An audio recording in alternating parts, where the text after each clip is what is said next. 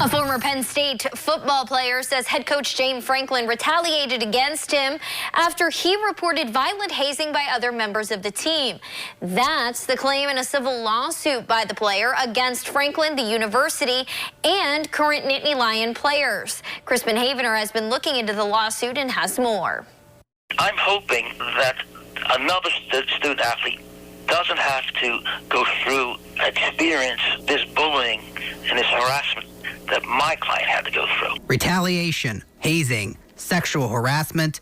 One player saying, quote, "I'm going to Sandusky you." Just some of the allegations in the lawsuit filed by ex-player Isaiah Humphries Tuesday that names Penn State University, head coach James Franklin, and current player Damian Barber as defendants. For a young man in his position who's being bullied and who is being harassed and who's being essentially emasculated by stronger, bigger players on the team, it takes significant courage to come forward.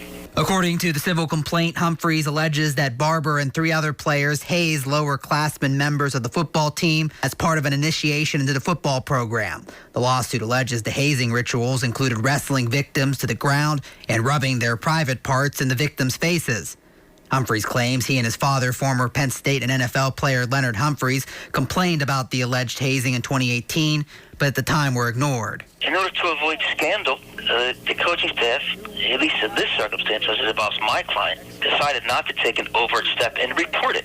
Humphries' lawyer Steve Marino said his client was ordered to perform football drills the coaches knew he would fail and that the players turned against him. It seemed to me they wanted him to resign his scholarship because they considered him a troublemaker. Which Humphries did. He is now enrolled with the University of California at Berkeley. Last April, several months after Humphries left Penn State, an alert was circulated on campus about an investigation at the Lash Building, which is the football team headquarters, about reports of indecent assaults.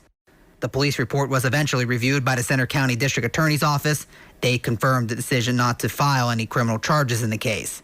Humphries' lawyer said his client did not report his allegations to police, but did take part in the university's investigation that he says led to Barber being prosecuted by the Office of Sexual Misconduct Prevention and Response. Marino says in spite of past scandals that have engulfed Penn State, there is a culture in the football locker room that needs to be changed. He wants the nation to understand what he went through. He doesn't want other athletes to have to suffer the same behavior. Crispin Havener, Fox 8.